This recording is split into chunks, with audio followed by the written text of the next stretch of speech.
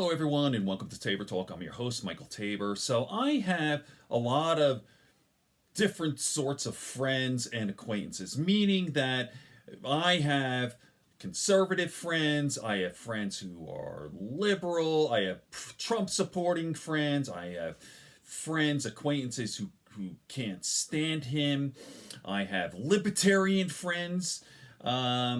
Socialist friends, Bernie people, even communists. So, all types. And I like to engage in intelligent dialogue with these folks, right? As long as you're expressing your viewpoint or your belief in an intelligent way and you sort of play by the rules, you don't resort to ad hominem, then, I'm open to conversations. So, I've done several videos on libertarianism, and if there's one group that I really have a problem with, it's libertarianism, right? So I understand the philosophy is that it's really the idea that government is wasteful and the private sector can always do it better, right? So free market, private sector for everything except for maybe law enforcement, military to protect you, right? Those are really hardcore libertarianism. So I'm not going to do a video on libertarianism. I've done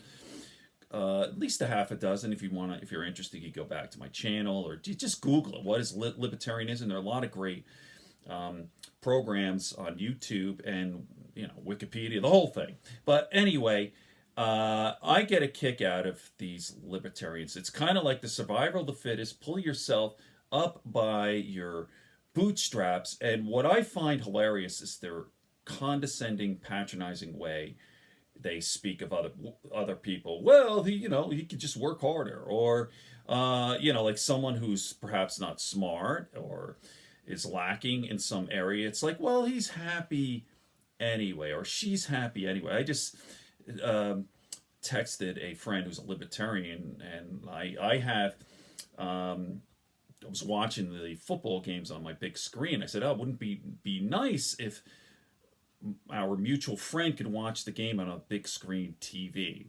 This friend happens to be disabled. He's on a fixed income, and I'm not even sure he has the internet. So he watches the games when he can on a small screen TV. And I said, wouldn't it be nice if so-and-so could be here to watch the game on a big screen TV? And this remark is hilarious. His first name is Mike. Mike seems to be doing okay and could care less if his TV is 24 inches or 60, as long as he could watch the game. See what I mean? I'm like, okay, why don't you watch the game on a little TV? Why don't you give your big screen TV? Why don't you give it to charity? All right, so it's really gross.